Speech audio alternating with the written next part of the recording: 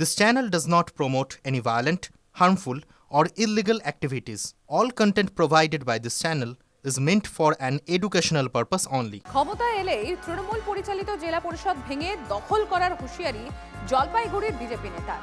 পরিবর্তন সংকল্প যাত্রায় বিজেপির জেলা সহ সভাপতি চন্দন বর্মনের হুঁশিয়ারি, বিজেপি ক্ষমতায় এলেই ছাপ্পা ভোটে জিতে যারা জেলা পরিষদের সদস্য হয়েছে তাদের পদত্যাগে বাধ্য করা হবে।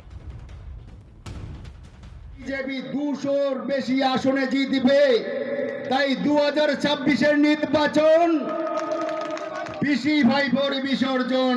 আমি বলতে চাই, UEM Jaipur is a perfect target for prospective students aspiring for good jobs, good education with future-ready skills.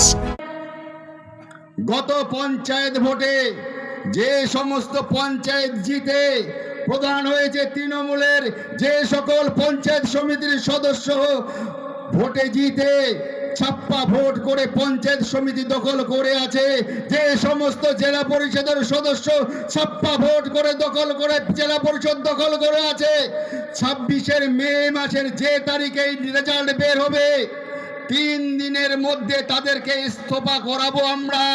তাদেরকে ঢুকতে দেব না। আপনাদের মূল্যবান ভোট চুরি করে তারা সেই দখল করে আছে, পবিত্র জায়গাগুলোতে তারা নোংরামি শুরু করেছে। এদিকে বিতর্ক বাধে মন্তব্যের ব্যাখ্যা দিয়েছেন বিজেপি নেতা। পঞ্চায়েত সমিতি, জেলা পরিষদ সমস্ত তো ছাপ্পা ভোট দিয়ে মানুষের যে গণতান্ত্রিক অধিকারকে প্রয়োগ করতে দেয়নি, এবং যে বুথে ভোট হয়েছে কাউন্টিংয়ে সেই হরণ করা হয়েছে।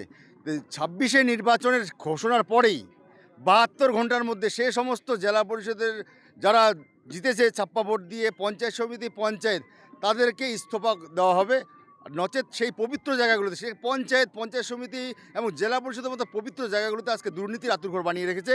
বিজেপি ক্ষমতায় আসলে সে সমস্ত পঞ্চায়েত সমিতি এবং জেলা পরিষদের সদস্যদের আমরা 72 ঘন্টার মধ্যে আমরা ইস্তফা দেওয়াবো।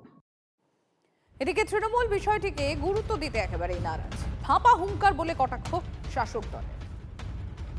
যিনি এই কথাটা বলছেন গণ্ড মূর্খের মতন কথা বলছেন, কারণ পশ্চিমবঙ্গে অবাধ নির্বাচন হয় এবং শান্তিপূর্ণ নির্বাচনের মাধ্যমে পশ্চিমবঙ্গ সরকারের পঞ্চায়েত থেকে শুরু করে জেলা পরিষদ থেকে শুরু করে এমএলএ এমপি সবই পদ্ধতিগতভাবে হয়।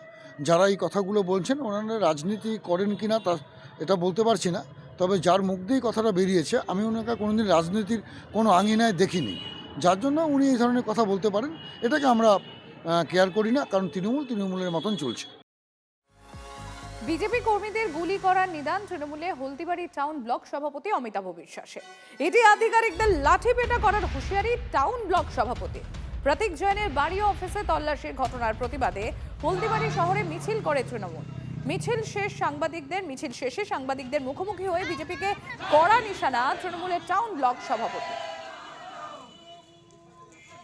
ইডির পিছনে মধ্যে দুটো ডান্ডা মারা উচিত, তাহলে ঠিক হবে। ও হচ্ছে বিজেপির চামচাগিরি পশ্চিমবঙ্গে চলবে না।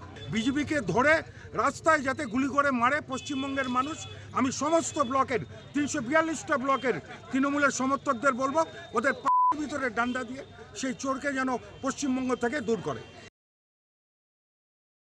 যেমন ঝাড় তার তেমন বাস, আর গুলি করে মারার আগে ওনাকে বলবো উনি কত বড় বন্দুকবাজ হয়েছেন। হ্যাঁ, একটা পাখি মেরে দেখাক, তারপরে বিজেপি কর্মীদের গুলি করুক।